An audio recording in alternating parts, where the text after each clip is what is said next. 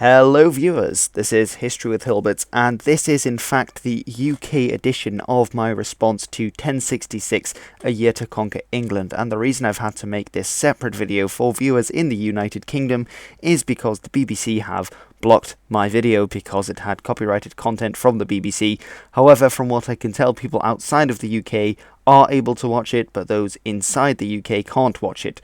So what I've done here in this video is it's exactly the same video as for the non-UK viewers, apart from I've taken out the copyrighted bits from it and instead replaced it with my beautiful voice, where I will read out what the historian said, and then you will hear the same response that I have in the other video, apart from there will be no historians in this. There will just be me reading out what they've said instead.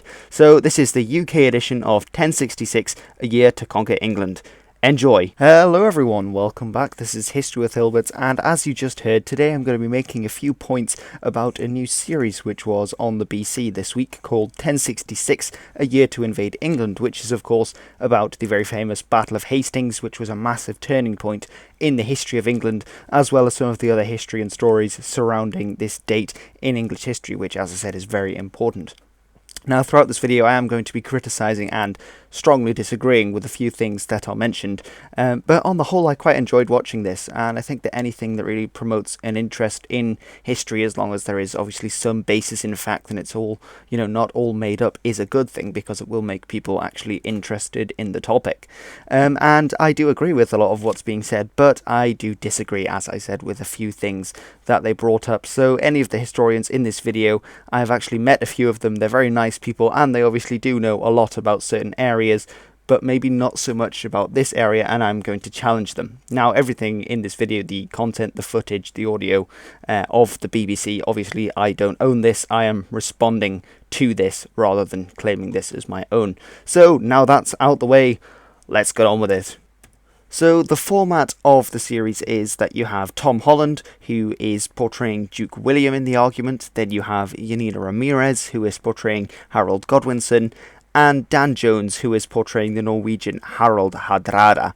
So one thing he does do throughout this, and which they will continue to do, is use the word Viking rather than Norse or Danish or Norwegian or Scandinavian or things like that. And I've covered this in a few previous videos, for example in my response, which was my first video, in fact, which is now over a year old, to Lindy Beige, who had some comments on The Last Kingdom about the use of the word Viking and how it should be used. And historically speaking, it's not historically accurate for people of the time to use it, so technically he shouldn't be using it here as someone pretending to be Harald Hardrada, but it's very common use today, and I've mentioned it now, so I'm not going to pick up on it every time they do it from this point on. I'm really not worried about foreign invasion. After all, we're an island, not easy to get into.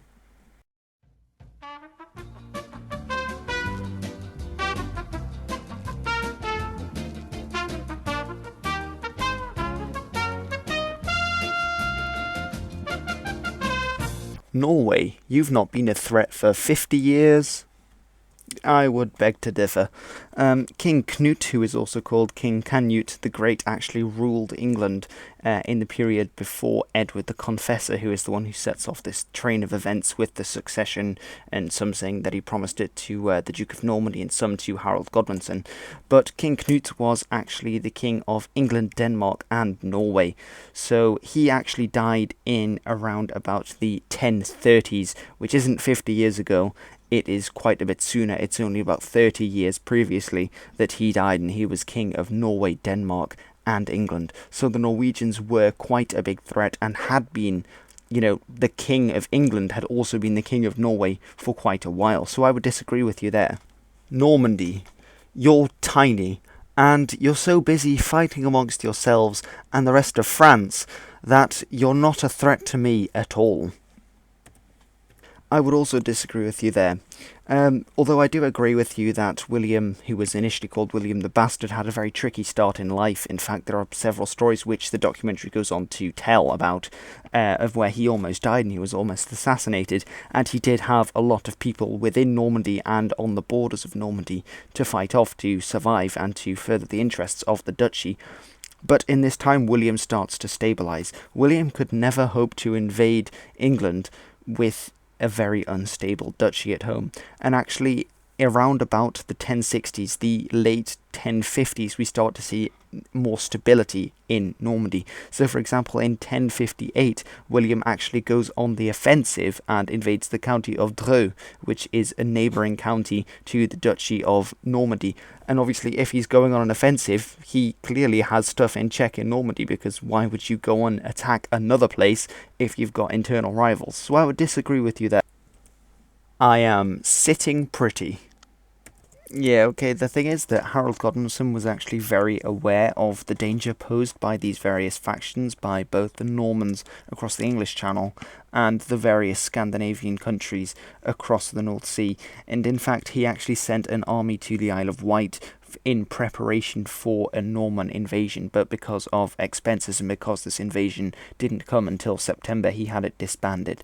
So even if Yanina is playing this role of Harold Godwinson, he was aware of it, and I don't think he was sitting pretty, as she says. I think he was very much on high alert and ready for a possible invasion, rather than just, feeling relaxed and at home in England.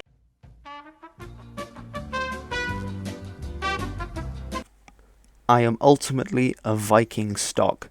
I am the great-great-great-grandson of a Viking warlord who, 150 years ago, settled in Normandy and made it his own. Yes and no. I like Tom Holland, and I like Yanina Ramirez as well, actually. I've met both of them, and they're both very friendly people. And I actually did a book review of Tom Holland's book called Millennium on my channel, in which he actually does cover a lot of this area. So Tom Holland, I do think, has a good knowledge of this, as do the other two.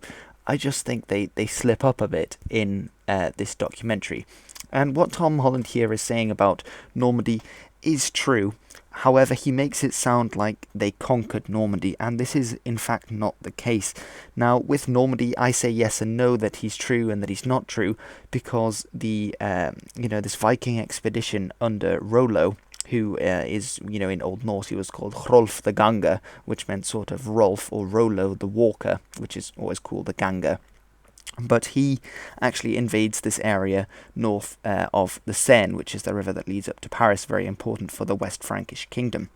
However, they start to be driven back by the Franks, and it's only because Charles the Simple then asks them in a treaty which was called Saint-Clair-sur-Epte. In 911 AD, he says, will you have the Duchy of Normandy if you keep the north bank of the Seine, because obviously the Seine is where the river which leads down to Paris, and then that links into the North Sea. So if the Viking expeditions wanted to attack Paris, they had to go through there. And Charles the Simple then says to this guy who later became known as Rollo, the first Duke of Normandy, he says, you can have this land, this Duchy of Normandy, if you keep my capital, which was Paris, safe from the Vikings. Listen, you can call yourself what you like, but you've changed. You've come down here, you've settled down, you've built yourself some nice castles, and you're even practicing Christianity now. So are you. Harald Hardrada was Christian, and every ruler of Norway for the last roughly 100 years, and Denmark as well, had also been Christian. The Vikings, quote-unquote, in this period were pretty much all Christian. There were no pagans left. So it's a really stupid thing to say you're even practicing Christianity in Normandy. Well, yes, so are you.